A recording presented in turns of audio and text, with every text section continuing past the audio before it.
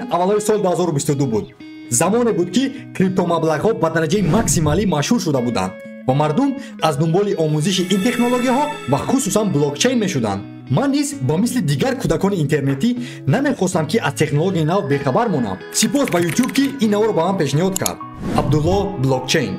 Сабабе ки ба он навор ман зер кардам он буд ки дар болорасми навор идеали ман дар соҳаи тиҷорати кишвар Абдулло Қурбонов буд.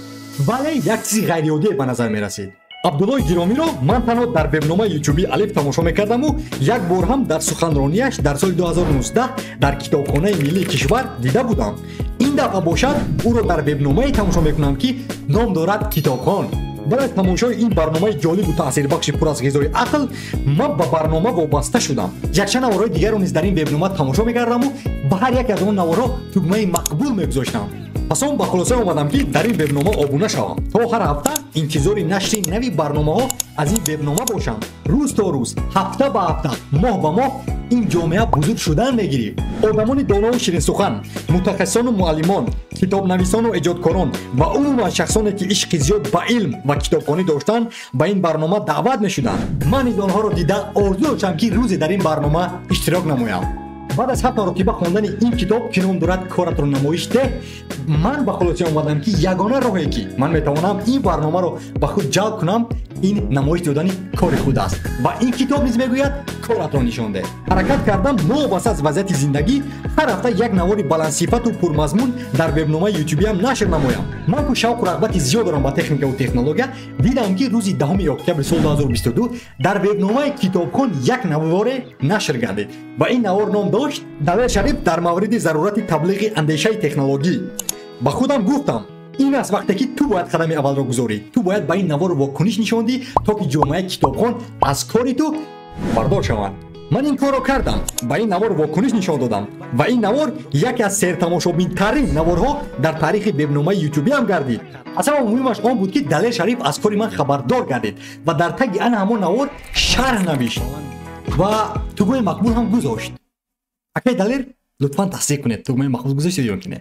Ман ба мақсади худ расидам. Садҳо обуначии нав ба вебномаи ман пайваст шуданду Далер Шариф бошад ба ман паём навишт ки мехоҳад манро дар яке аз барномаҳои Китобхон бубинад.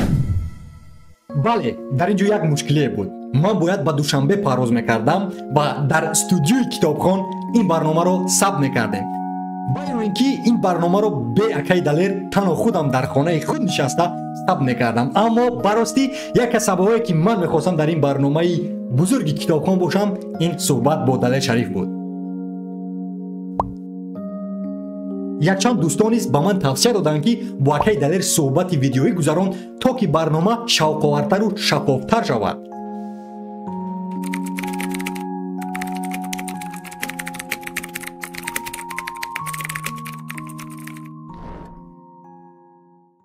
мо ин корро кардем. Ба акай Далер ин идеяро пешниҳод кардем ва хушбахтона ӯ ин идеяро хуб пазируфт. Ман шодам ки баъд аз 110 нашри ин барнома аввалин меҳмоне будам ки берун аз кишвар фосилавӣ тавонистам дар ин барномаи бузурги Китобхон иштирок намоям. асаба ҷолибаш он аст ки ин иқдомро дар Фейсбук мардум хеле хуб пазируфтанд ва дигар тоҷикони сайёра низ новобаста аз минтақаи истиқомат дар ин барнома иштирок карда метавонанд. сипоси фаровон ба ҷомеаи Китобхон ва лояи Китобхон. шумо метавонед иштироки манро дар ин барнома дар ҳама шабакаҳои иҷтимоӣ бубинед. Дар Facebook, YouTube, TikTok, Instagram, дар ҳама ҷо. ва аз ин ҳикоя шумо чӣ гирифта метавонед? як қоидаи ман дорам дар ҳаёт ки онро ман ҳар рӯз риоя мекунам. Ном дорад: ҳамаи одамон дар сайёраи замин одамони хуб ҳастанд, вале қадами аввалро ту бояд гузорӣ. Ту бояд аввалин маротиба шуда паём равон кунӣ. Ту бояд аввалин маротиба шуда рӯз ба хайр гардонӣ. Ту бояд аввалин маротиба шуда ягон корро анҷом диҳӣ, то ки дигарон бо ту пайваст шаванд ҳамон корро анҷом диҳанд.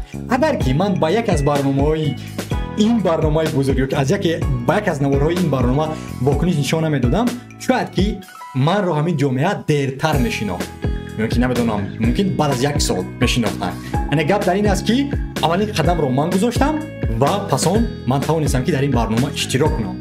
ва умедворам ки аз навор эҷодкардаи имрӯзаи ман шумо чизе гирифтед ва то наворҳои дигар.